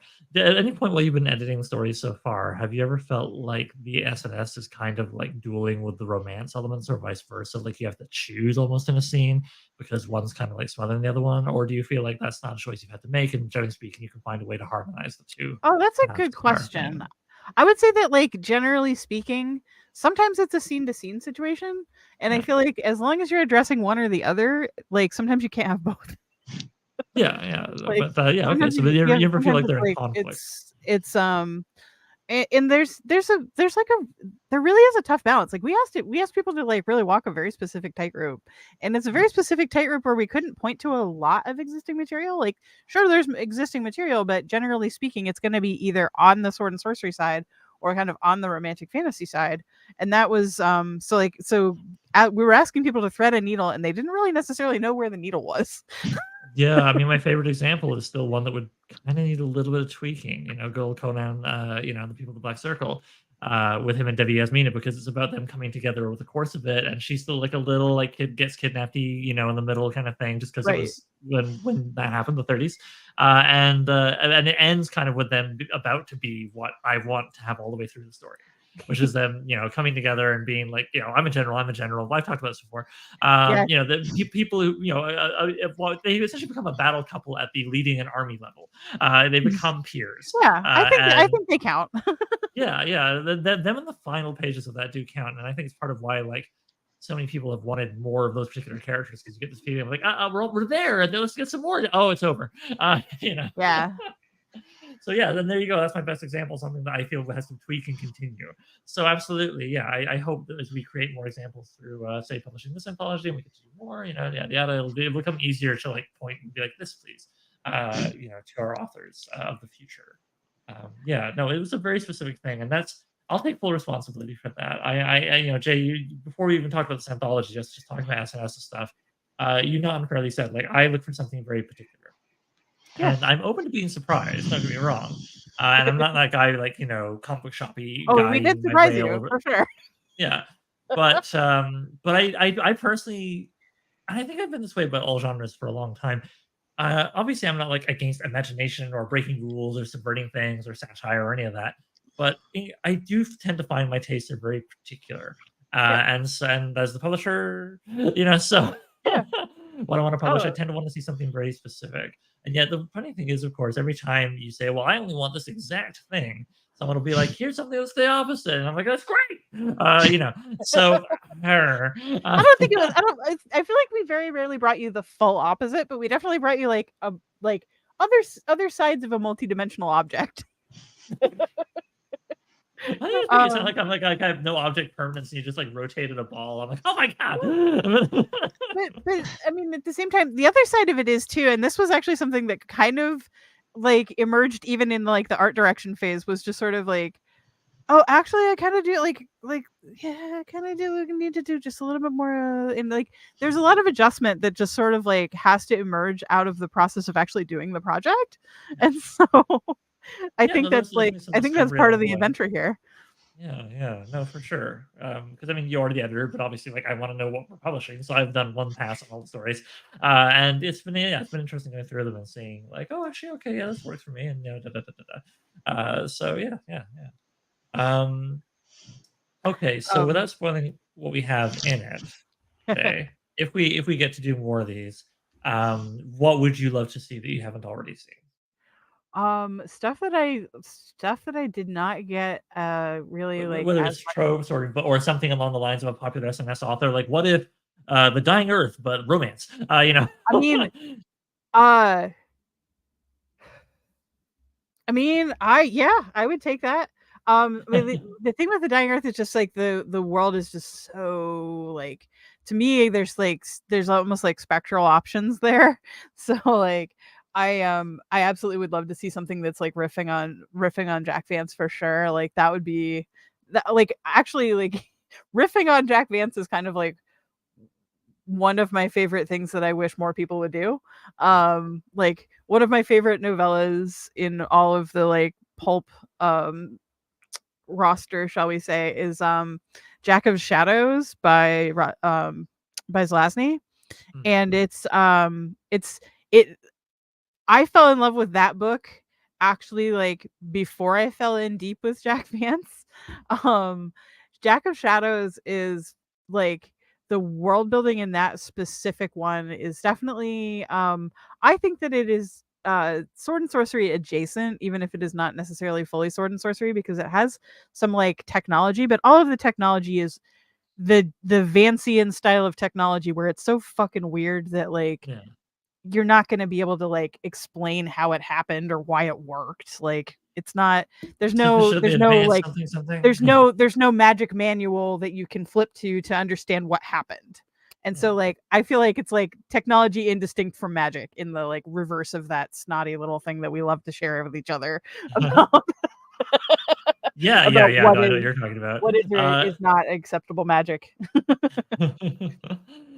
Yeah, no, I'm down with that. I mean, and I think when the fantastical elements are sometimes technology is seen through the eyes of people who are not technological. Oh yeah. And like It I'm has to down every day of the be. week. I love in some of the Kane stories where straight up like B movie UFOs show up. Yeah. Oh And yeah. it I mean, sounds like so the thing is dumb when that I that's say it like that. effectively magic in that world, so that's Yeah. fine. Like it's Yeah. not gonna. You're not gonna like. It's not gonna significantly change things. No, exactly. But yeah, so just bouncing off of that one really quickly, like I didn't realize that book was an homage to Jack Vance when I first read it, but like the world building and stuff is it's so crisp in such like a specific way, and it's so unexpected, and I'm struggling to really even find words to describe it, but that was sort of like my avenue into Dying Earth and stuff like that, and it was neat to find out that book was sort of an homage to that. And yeah, that would actually be, I feel like that's going to be like a little bit of a double black diamond. yeah. Like you Well, have to for do sure, a but lot of good world building, but you also have to do it in a very tight space. And I will reveal to you, so far nobody who has handed me in a story has been able to keep it under 11K. Everybody is handing in as many words as they possibly can, and I am doing my level best to get it to be like, how about we have a like little bit of breathing room as a treat. Oh, alert, there is a cat on the screen. oh boy. Yeah, well, the roof is 12, so hey, but yeah. I mean, wanting room to develop a relationship, maybe you want a novel or a novella at least, but heck, I think we've got some good stuff here in our 12K stories for sure. Yeah, no, I think something Jack Vance would be fun. I mean, not just the Dying Earth like setting, but the way he plays with language and humor. Yeah, I mean, to use Vancian as a which I wish we would use that one way more often than people use Lovecraftian. Frankly, yeah. I would love to see a Vancian revival. Yeah, maybe we need to do something about that. Yeah. Challenge accepted. Well, I mean, like I also really love a lot of his space books in particular, also because they're just as freaking bonkers. So. Yeah, no, for sure. I mean, have thoughts on that, and we've had conversations about that. yeah, some of the convert and all those kinds of things. I mean, Val, I know you're neither editor nor publisher, but is there anything in particular you would, if you were in charge? Well, first I want to hear what Lee had to say because Lee just unmuted, which I assume means Lee has a comment. Sorry, no, I think I've forgotten, honestly. Oh no! I think I forgot what I was going to say. I'll just carry on. Yeah. Well, I'm looking at the chat and seeing it's like I'm straight up old maleness. Last thing I thought I'd look for to read, but I was back within hours of opening. Can't wait. And I feel like that's one of the things that romance gets a bad rep because it is perceived as something that is for women, by women only and exclusively. And I think Sword and Sorcery romance then has the ability to bring in readers who are sort of prejudiced against romance in that sense, but also feel that the romance that exists is not like catering to them in a way. And I think honestly that is something romance does. Even romance readers have their very like clear preferences as a rule. People who read romance want to read a certain kind of romance, which means that you have a lot of very specific novel lines in like Harlequin that are a very specific kind of romance. You have a lot of people that are writing like, this is this particular kind of, mafia romance or monster romance or sports romance. And so like there are very particular delineations within romance for people to read because that's what they want to read. And so Sword and Sorcery romance then feels like a very natural approach to something that's already existing in the broader context of the romance genre, is to say, here is a kind of romance that is sword and sorcery romance. It's not sports. It's not, all of the other stuff that I described. It is this. It is people with weapons that are fighting. They're fighting together. They're engaging in all of these different like magical shenanigans that are weird and unknowable, and they're going through love. There's like a vague horror element potentially that's involved, and just there may be literal battles like Conan and Belit. Like it's just something that it is ripe for the writing, I should say. Yes. Yeah. Yeah. It feels like, this is one of the things that I say. I hope to say it many, many times, because this is really what I want. Like, what I want is to open the conversation. I don't want this to like close the conversation. I want this to be the part where everyone goes like, "Oh, I could do something like that," and then they do it. Like, that's what I want. Ooh, Philip just mentioned Green Arrow and Black Canary, and I would read. Hunter's in the question.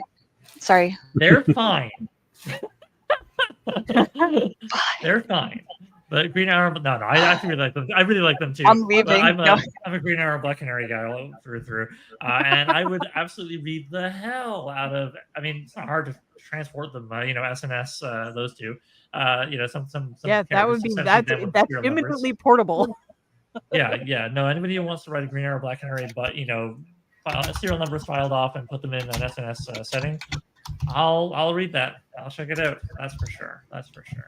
Especially I like how they in the comics for the most part they're always written as people who've been together for a long time and have. If you want to try and string all that continuity together, and definitely that's enjoyable too. Like I love seeing a couple together in a story. But yeah, as I think we covered tonight, an established couple dealing with the baggage of the relationship is also an interesting romantic story. And I think that's a big part of why, like Jay, you and I early on, we were never going to try and do something as codified as Harlequin, but with barbarians.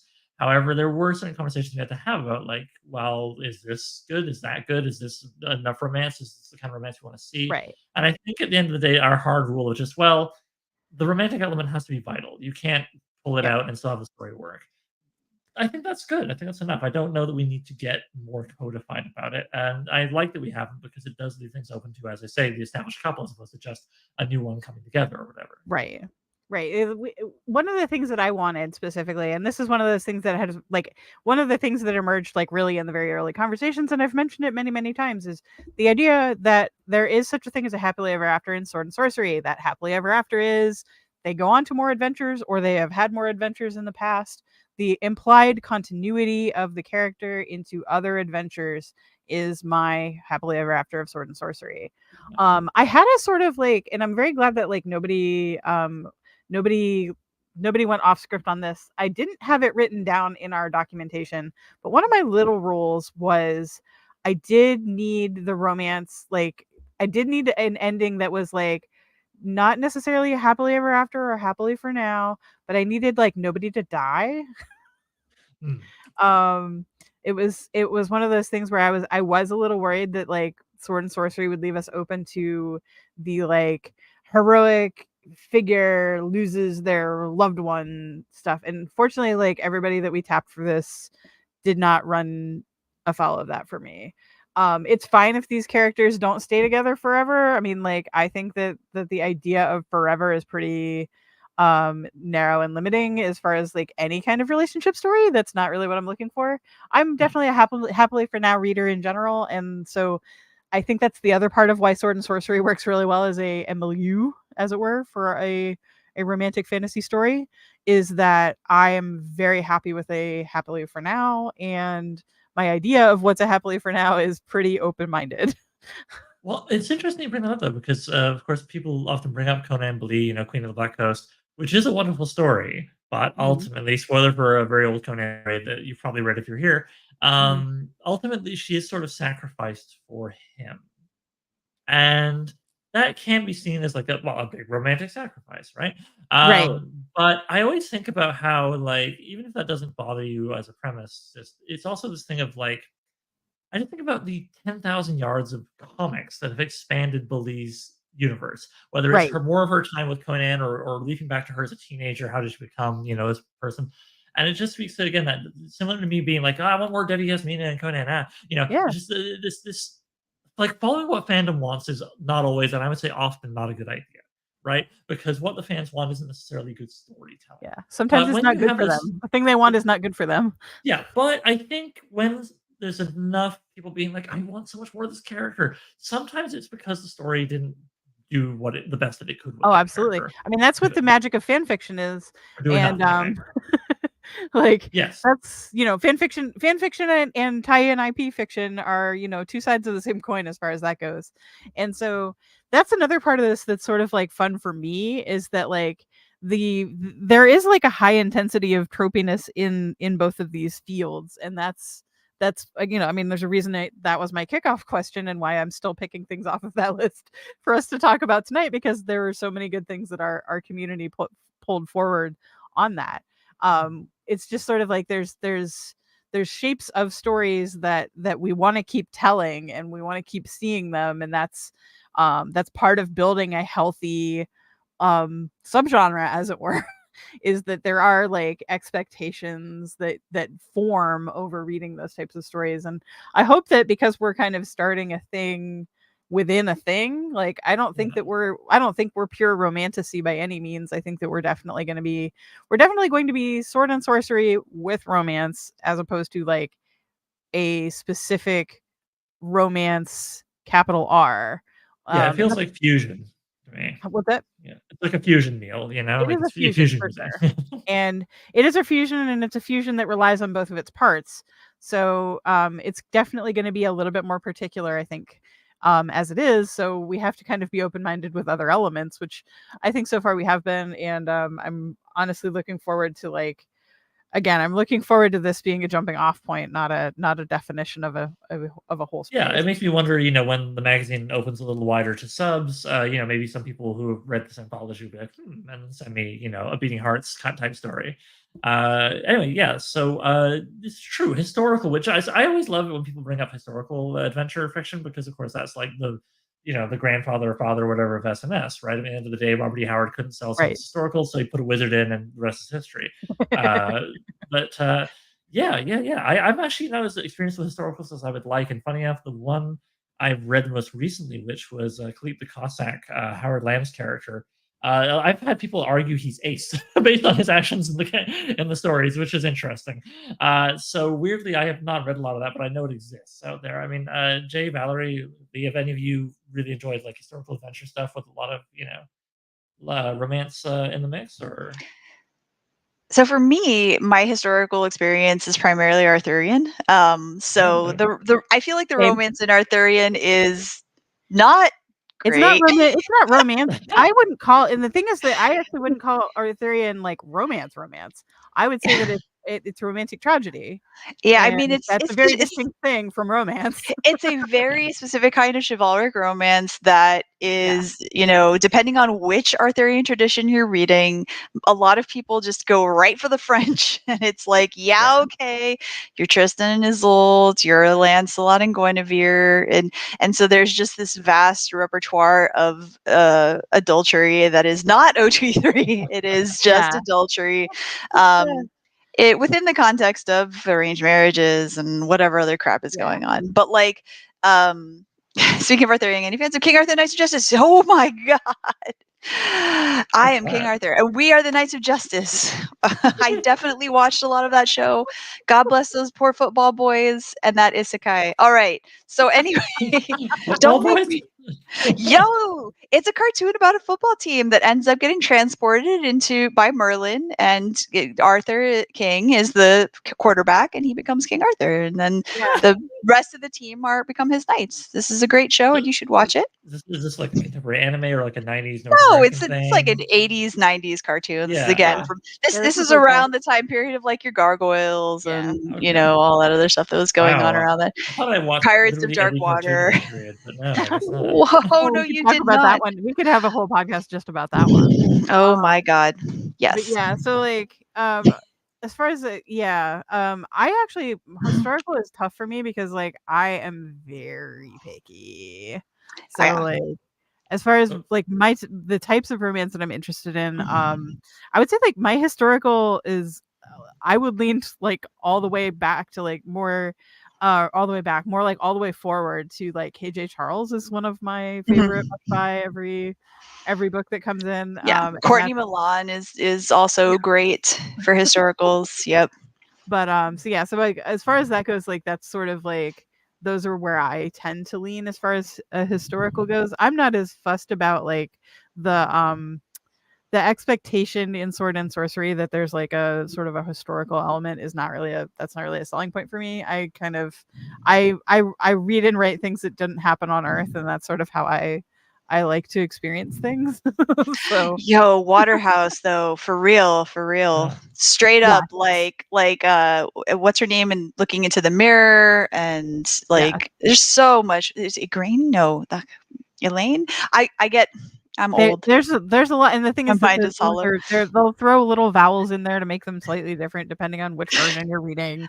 Like there's the standardization of the spellings is not there. It do be a lot though, especially for us olds trying to remember the stuffs. But yeah, I know Waterhouse paintings are an entire genre unto themselves, and like yes. But and the other, even like historical romance though has its subgenres that can be wildly different. You have like your Scottish Highlands historical romances. Your lairds and your dukes. Your lairds and your dukes. That's a great way to divide them. You've got your Regency romances, you got your Victorian romances, you've got and what's interesting too is then you can start even separating that into like your Regency fantasy, Victorian fantasy, and you'll have not steampunk. Not to be confused with you, it's usually paranormal romance that ends up in these time periods.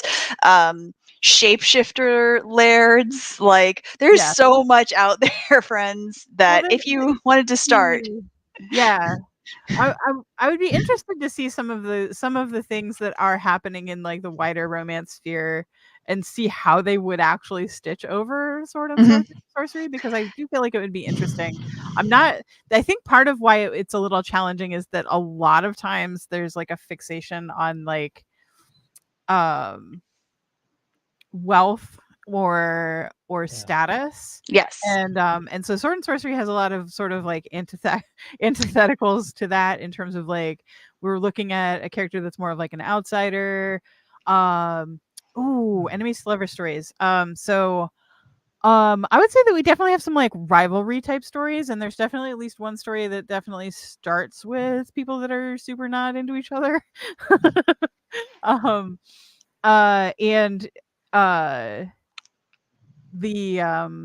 trying to think of a way to put it. Like there's I don't want to reveal, like I don't want anybody to be like, you told the secret of my story on the chat. So like the short answer is yes. The long answer is you'll have to read it to find out. There are definitely some stories that at least will definitely dabble in that sort of like, when I think of Batman and Catwoman, like that's more of a like between like the enemies to lovers thing. That one's almost more just like they're two equals, and they are very much like they're diametrically opposed in like all ways but one. And I love that for them. Not to be too picky, but like that's actually like that's a dynamic I extremely crave. So if you're looking for something like that, and you're looking for something that might be very good for a volume 2, I'm just gonna say like I'm very open to that. Yeah, I mean we only they have to be equals. They have to be really they have to be very like compelling and interesting equally. I'm gonna fetch something really vital to the whole project. I'll be right back. But in the meanwhile, please support. Woohoo! Yeah. All right. So now we have to really go nuts. Yeah, no, I'm just like that's the way I play. Enemies to lovers is so great. Love a love square, love a fake love square. We've talked about Miraculous before, which is not something that is appearing in the Sword and Sorcery anthology. Yeah, it's so different from this. Yeah, but one of the questions I wanted, or one of the like responses in the tropes thread I wanted to bring up just because I thought it was very funny, is body swap. Oh my god, really? Yeah. Huh. That seems right for Sword and Sorcery. I wanted to bring it up because I thought it was fantastic. Dark sorcery body swap sounds like an extremely correct thing to do, frankly. I really like it. Javier mentioned it in context of Fawford and Grey Mouser. And that was one of those things that I was like, oh, it's so close to a thing that happens, but it's not quite. And Oh, it's yes. very, very fun. This is an important thing right here. Polly. You're muted, Oliver. MVP, the real MVP. Yeah, Oliver's got to You're still unmute muted, before we Oliver. can hear Puppy. Yes, We I know can't he was hear her. fixing his All right. background. There Though, we go. so It's the Yeah. CEO Yeah, I was of thinking about my Brackenbury. background. So here's Polly, who loves being held up. She's not. And so I just adorable. thought I I would show can't her off for stand it. funsies because, you know, I don't like to talk about it too much because we're here for the book per se. But, you know, at the end of the day, Polly is on the campaign page. And You can't not one of use those things her. that- She's too cute. Yep. yeah, one of those things that started as kind of a gag where between my partner and I, we were like, oh, what if we made Polly the logo of Brackenbury Books? Ha ha ha ha. Each time it was repeated, you know. So Well, yeah. this is also, bless her, you know, she had orthopedic surgery about 8 weeks ago, and she's fine, she'll be good. But you know, taking care of her during this recovery period As is why Kevin I've says, been the so smooch. hosed. And why poor Lee's been getting, like, you know, social media graphics like 9 seconds before we need them. So I feel like I should bring her into the situation. And yeah, as Kevin's correctly pointed out, there's quite a snoot because she has a smooth-haired fox terrier, and she's got. Oh, show it off, Polly. There you go. Oh, what a This is profile. all the better for Perfect. rooting Absolutely out vermin and beautiful. what have you. She would be Good for getting into holes. Yes, and yeah, no, she's good at finding food. I'm pretty good about, you know, the amount of times I've had my hand completely in her mouth to like get whatever disgusting thing that she should not be eating out of there. But yeah, just 2 days ago, she found a piece of, I guess, cooked beef from a food court lunch that somebody just dropped in my park, and had it down so fast that the only way I could have pulled it out would have been to like put my entire arm in her and just exploded her like a balloon. So I was like, all right, you win this round, you get beef. And now, of course, we have to go to Beef Corner every time we go for a walk because what if more beef? But yeah.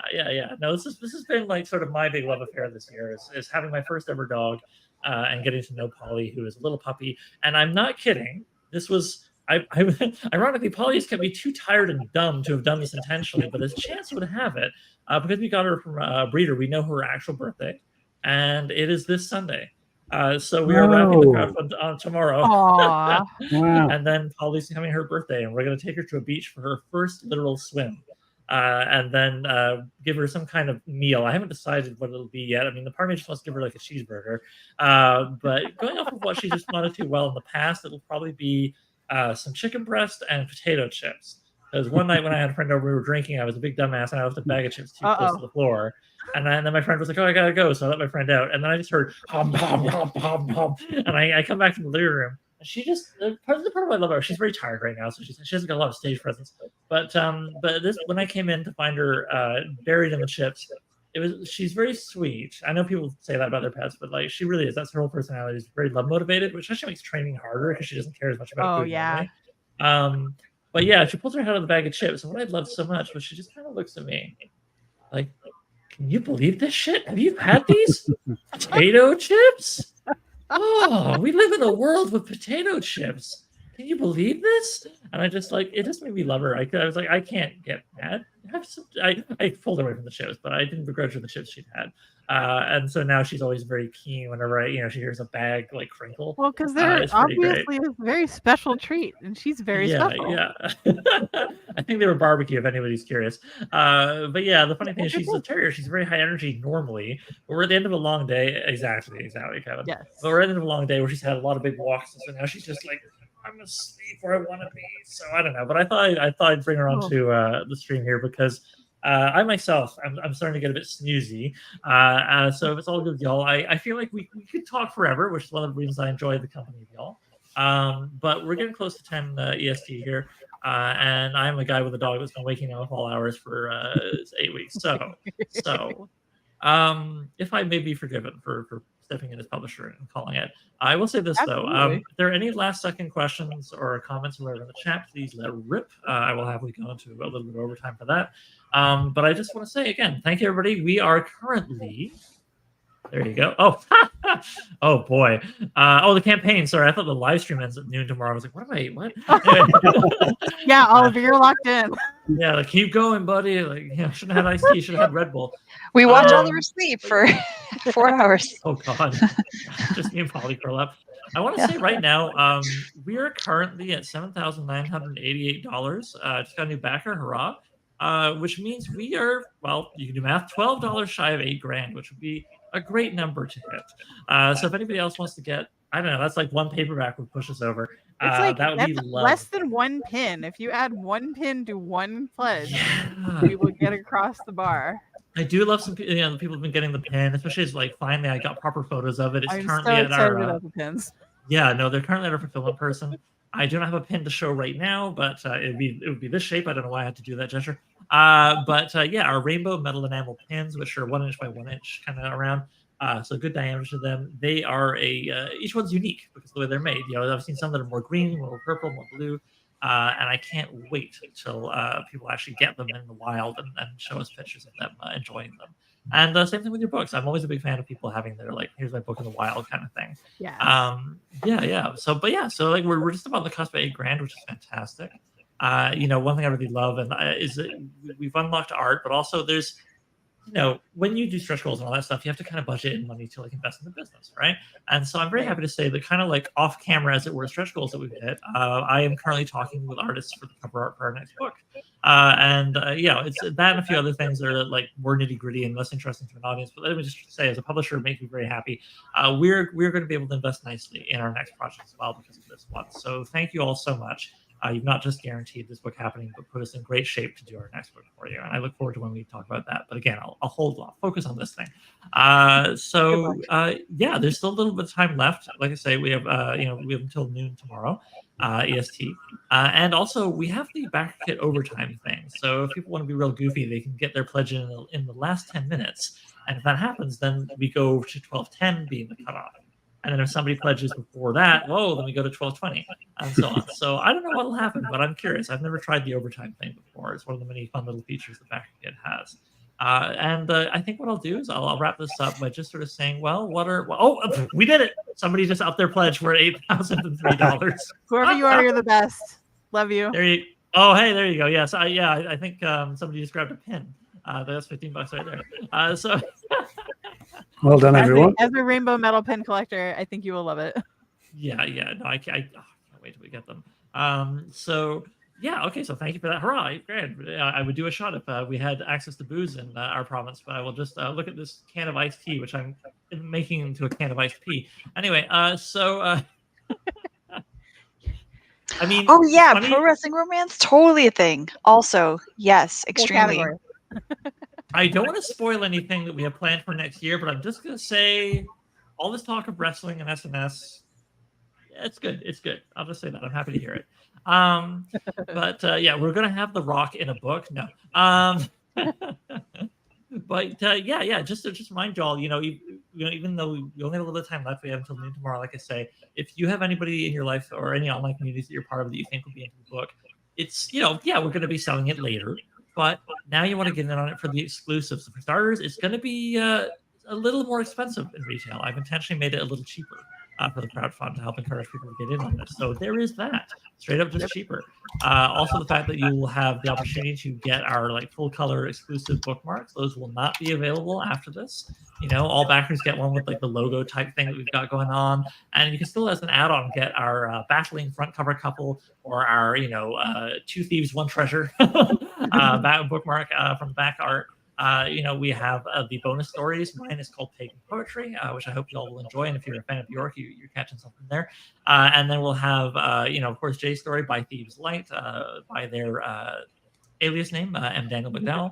And then, yes, like I said, the opportunity to get things like discounted issues of the magazine, New Edge Sword and Sorcery, back issues, and the New Edge Sword and Sorcery Rainbow Metal pin we were just singing the praises of, and an image of you can see on the campaign cover page. Plus, again, who knows? Maybe we'll hit international shipping discount. And again, crowdfund only. That does not carry forward.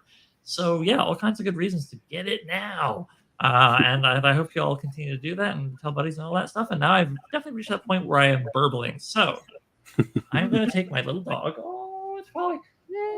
And we're going to both collapse. But again, thank you all so much for pledging, for sharing, for chatting in the community tab, for just being, buds. Like I'm aware of doing that thing where you're like, oh, well, the customers are our family. But the thing is, a lot of you, like, I know you from online, from like, Whetstone Discord, from Sorcery Discord, and other spaces. Like, I don't think I'm doing a Michael C. Scott, The Office, whatever move here by saying that I really do enjoy the community. This is fun up around what we're doing and continues to grow with each one of these new titles that we bring out. We bring in new readers and we get to know them. It's fun, man. I love the community of it all. I mean, this literally wouldn't have happened without that community. Yeah, Jay, like you came in by discovering the magazine, and now here we are. So. Yeah. No, thank you everybody for coming. Thank you everybody for sharing, pledging, etc. And I think I'm just gonna keep repeating myself if I keep talking. So I'll just say thank you again to the team. And why don't we go around the table here? Val, is there anything you want to say before we peace out? Buy my book. No, like buy the book though. Like back it if you haven't backed it yet, which I hope everyone who is here has potentially backed it. And if you need to beg for money from your friends and enemies, like do it and get on this. Upgrade, get some more copies if you don't have previous copies. Get the pin, get the bookmarks, get all the stuff. Yes. Yeah, no, as an add-on, you can get more paperback or hardcover. Yeah, because potentially there are people that who would also love this that maybe they can't, afford it right now, and maybe they have birthdays coming up. Maybe you have some kind of an anniversary or something. I'm just saying, this is a good gift also. Maybe you want the weirdest, like if you're trying to get your own romance going and you want a gift, it could be flowers, it could be chocolate, it could be a copy of this anthology. Imagine if someone just like came up here to coffee. Can you imagine? Just, like slid it over, like. What a way to flirt! This could be us, but you're playing with the barbarian. Yo, I'm just saying, if somebody handed me a romance novel as a prelude to a date, I would be more interested. Honestly, actually, yeah, this is one of those like jokes, but then what if? Aw. Oh, thanks, Greg. Yeah, no, I hope we're going to continue, building and growing and contributing to this thing, for sure. Lee, is there anything you want to say before we peace out? Just exactly what Valerie said. She said it perfectly. Excellent. And all right, Jay, you're the editor. You get final word. Well, I mean, I was so well prepared here. Thank you everybody for supporting this thing, and just whether it's being here in the chat, sharing it with your friends, just the amount of excitement and energy again that I have said this countless times now, and I will say it probably every time we do promo, because once it's a book forever. So I'm gonna have to promote it for a long time after this. It's just the idea that like this thing that was just in our heads for so long being a real thing that people are really excited about is something that is hard to quantify. It's hard to talk about how much that means to me, that it's like that you all are so excited about it, because that gives me something to be excited about too. It's a lot of pressure, and it's a lot of joy, frankly. So thank you all for being so excited. It matters. People are believing in you and what you're gonna do. Yeah. All right. Well, good night, everybody. Good night, everyone. Night. Bye. I gotta go.